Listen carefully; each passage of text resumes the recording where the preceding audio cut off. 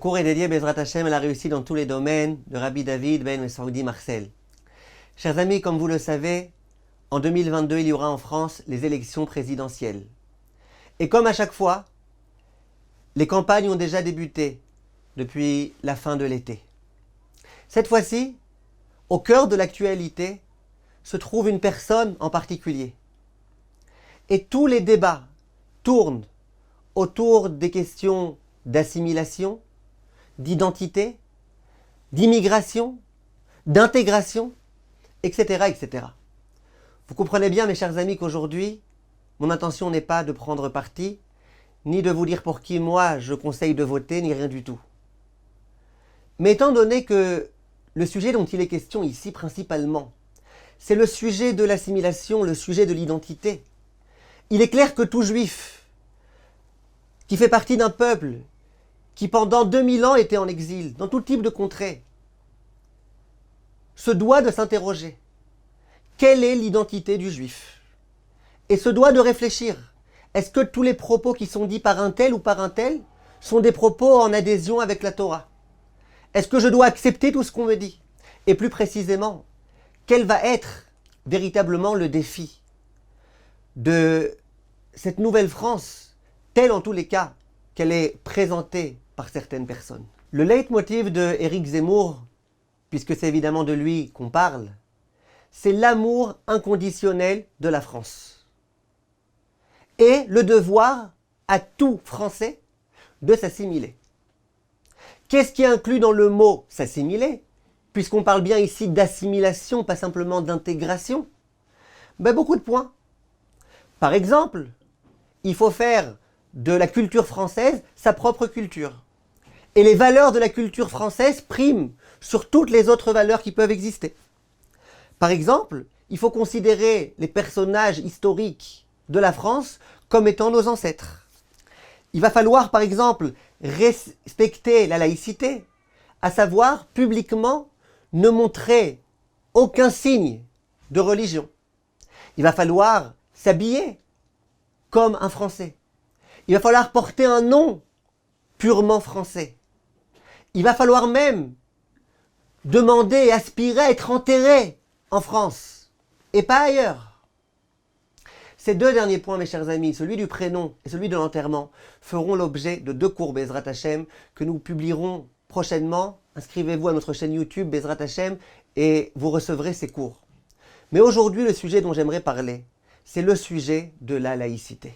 Selon cet homme-là, je cite, « Il faut penser que Napoléon est son ancêtre et que Jeanne d'Arc est son arrière-grand-mère. » Ça veut dire que le juif qui adopte cette théorie, son père et son grand-père, c'est non plus Abraham, Yitzhak et Yaakov, mais c'est Jeanne d'Arc et Napoléon. À mon avis, il y a un très très grand piège qui se trouve face à nous, et il faut au moins en être conscient. C'est pas nouveau. Ça date déjà à l'époque de Napoléon, où les grands d'Israël, y compris le rabbi de Ladi, disaient attention, attention, il y a un grand piège qui se trouve face à nous, c'est celui de l'assimilation. C'est vrai que les Juifs, peut-être que physiquement, ils se sentiront mieux, mais spirituellement, combien ils risquent de s'écarter d'Akadosh Baruch Hu. Le Khatam Sofer, toute sa vie, s'est battu pour que les Juifs ne soient pas à égalité dans la société, justement à cause des risques d'assimilation.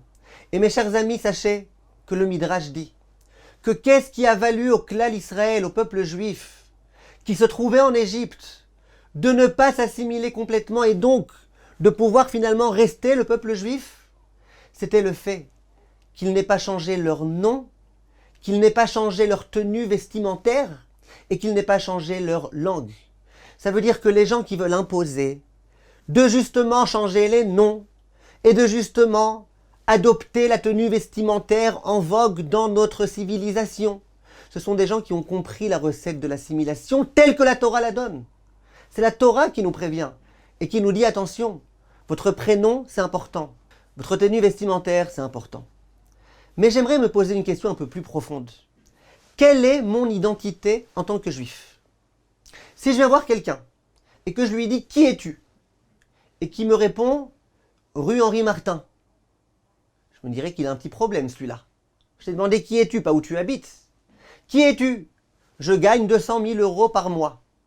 t'as un problème, je t'ai pas demandé combien tu gagnes, je t'ai demandé qui es-tu. Il y a des gens qui vont être un petit peu moins bizarres et qui vont dire je suis, nom et prénom. Là, effectivement, on commence à parler de quelque chose. À mon avis, quand on interroge un juif, qui es-tu? La réponse qu'il devrait donner, c'est je suis le fils de Dieu. Je suis le serviteur de Dieu. Ou alors, je suis le fils de Abraham, Yitzhak et Yaakov. Pour certains, la réponse à la question qui es-tu, c'est je suis français. Et tout est dit. Après, si t'es juif, si t'es catholique, si t'es musulman, si t'es machin, c'est plus qu'un détail. Ton identité, c'est être français. Ça, c'est tout sauf juif. Depuis quand on peut considérer que puisque j'ai grandi en France et que j'ai bien été accueilli en France, donc je suis français, c'est ça mon identité.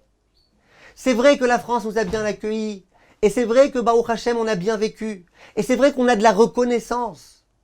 Au passage, mes chers amis, vous savez que la Gemara et le Shulchan Aruch tranchent une halakha, qui est que Dina, Demalchuta, Dina, en français, la loi du pays dans lequel on se trouve, il faut la respecter.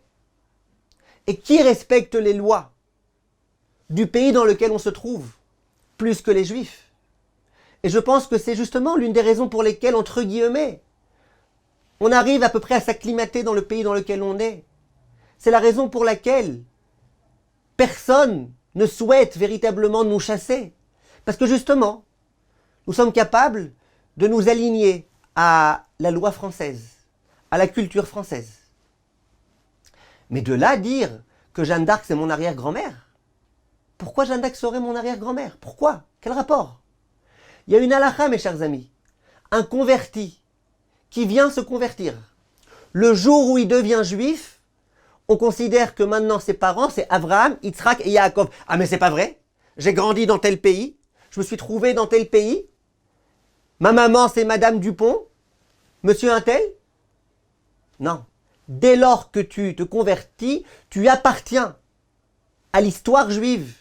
Et tes ancêtres, c'est Abraham, Yitzhak et Yaakov. Abraham Avinu, au moment où Akadosh Baruch Hu, dans la paracha de la semaine, Lech Lecha va lui dire quitte ta terre, quitte ta patrie, quitte ta nation. Il lui a bien dit c'est ta terre, c'est ta patrie, c'est ta nation. Et bien Hachem lui a dit quitte.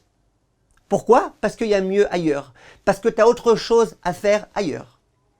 Que se serait-il passé si Abraham Avinu avait désobéi à Akadosh Baruch Hu? Lorsque Yosef, qui était le vice-roi d'Égypte, va mourir, il va demander à être enterré où ça? Pas en Égypte, à être enterré en Israël. Ah, mais c'est le vice-roi d'Égypte et tout, c'est la moindre des choses que... Et c'est l'Égypte qui les a sauvés de la famine et compagnie. Tout ce que tu veux, c'est vrai. Mais quel rapport? Je suis pas un Égyptien, je suis un Juif. Je suis le fils de Akadosh Baruch Hu. La véritable identité du Juif, ça doit être le fait qu'il est Juif, le fait qu'il est le fils d'Akadosh Baruch Hu, le fait qu'il est le fils d'Abraham, de Yitzhak et de Yaakov. Et en dehors de ça, on va jusqu'à envisager une vie idéale en France. Alors qu'un non-juif français dise ça, d'accord, mais moi en tant que juif, c'est vrai que pour l'instant je suis en France parce qu'il y a telle et telle difficulté économique, tel et tel problème, tout type de raison. Mais d'envisager à tout jamais ma vie et même mon enterrement en France? Non. Chachamim nous disent que la vie du juif c'est en Israël, la terre promise, avec le Beth Amikdash reconstruit. Chachamim explique que la vie du juif, le juif peut accéder à la plénitude uniquement en terre d'Israël. Et d'ailleurs, c'est un petit peu ce qui s'est passé avec les réformés, qui ont pensé qu'ils pourraient vivre ailleurs, en dehors d'Israël. Et ils ont commencé à instituer dans leurs prières qu'on allait occulter le mot Tzion et qu'on allait oublier Israël et que la vie elle pourrait se passer ailleurs. Tu crois vraiment que le Mashiach c'est en France qui va se dévoiler? Et tu crois vraiment que le Beth Amikdash va être reconstruit en France? On oublie. On oublie toute notre histoire et on oublie surtout la raison pour laquelle on est là sur Terre. On n'est pas là sur Terre uniquement pour vivre. Effectivement, vivre, on peut vivre en France, on peut vivre ailleurs. On est là sur Terre pour Bezrat Hashem réussir à devenir meilleur jusqu'à ce que le Mashiach arrive, que le Beth Amikdash soit reconstruit. C'est la raison pour laquelle un juif, il comprend bien que Israël, c'est pas comme la France avec un climat différent, avec une politique différente. Israël, c'est complètement autre chose. C'est la terre sainte. C'est la terre dans laquelle le juif peut complètement se réaliser et se rapprocher de Dieu. Le Ben Ishraï, un très très grand sage de Bagdad, né en 1802, pose une question. Il dit dans cette grande rencontre entre Yaakov et Esav, on voit que Esav va voir Yaakov et il va l'enlacer, il va l'embrasser. Demande le Ben Ishraï, mais je ne comprends pas. Esav, il était venu pour le tuer. Comment ça se fait que d'un coup, il l'embrasse et il l'honore, etc., etc. Question du Ben Ishraï. Vient le Ben Ishraï et dit, et là j'aimerais vraiment vous lire dans les mots traduits en français, c'est le Ben Ishraï sur la paracha, je vous lis. Il dit, on comprendra la chose en considérant ce dont notre époque nous donne le spectacle. Les peuples de la terre ont en effet proclamé la liberté dans le monde et ont accordé aux Juifs le droit d'acquérir maisons, terres et vignes. Ils les nomment même ministres à leur tête. Vous voyez ce qui est en train de se passer aujourd'hui. Le Ben Ishraï déjà, il le voyait par prophétie. Je répète, ils les nomment même, donc les Juifs, ministres à leur tête. En un reversement de situation où les Juifs désormais ont part au pouvoir parmi les nations.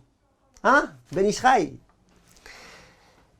Mais grâce à cela, et là il présente exactement le problème, ils parviennent aussi à enjôler certains esprits ignares et sans jugement, pénétrés d'idées hostiles à la véritable croyance, et les poussent à se modeler sur eux en parole et langage, nom et écriture. Je continue. Ces Juifs en viennent à troquer leur nom, leur langue et leurs vêtements, imitent leur manière de vivre, se mêlent à eux et se mettent en tout à leur école. Et là, le Ben Ishraï explique. Et il dit, en vérité, Esav vint tout d'abord à la rencontre de Yaakov en brandissant l'épée afin de le faire disparaître. Mais ensuite, c'est toute autre chose qui se produisit. Il fut en cela un exemple pour sa descendance. Au départ, en effet, les nations d'Édom s'acharnaient sur les Juifs, en les menaçant de les faire périr au fil de l'épée s'ils n'abjuraient pas leur foi. Et ils n'hésitèrent pas à mettre leurs menaces à exécution, malheureusement. Mais voici qu'à la fin des temps, l'attitude des peuples d'Édom s'est modifiée.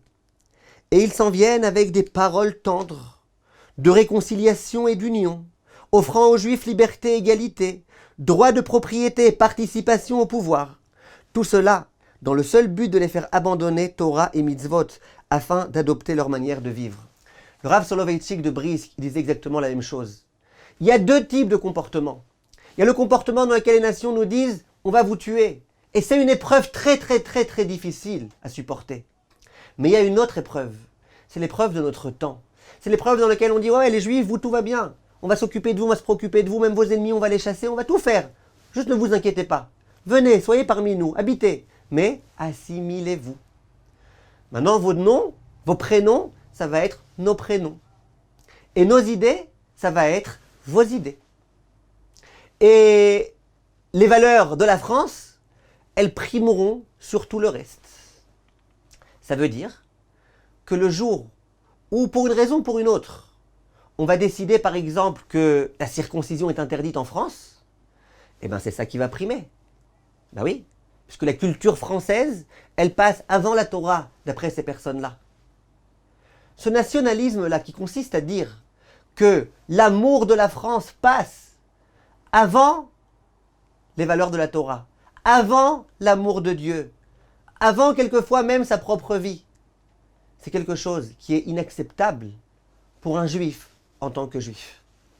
Mes chers amis, vous avez bien compris qu'il n'est pas du tout ici question pour moi de vous dire qu'il faut voter pour un tel ou pour un tel. Je ne sais pas du tout, il n'y a que Hachem qui sait pour qui il faudra voter. On verra Bezrat Hachem. Ce que je suis juste en train de vous dire, c'est que de croire que ça y est, si un tel monte au pouvoir, enfin on aura la vie tranquille, enfin on pourra bien vivre en France. Tout ça c'est un rêve. Et c'est un rêve qui est dangereux, parce qu'on risque de perdre énormément. On risque de perdre toute nos spiritualités. Et nous savons combien aujourd'hui le peuple juif a été réduit, non pas par nos ennemis, non pas par les attentats, non pas par les accidents de la route, mais sur l'autel de l'assimilation.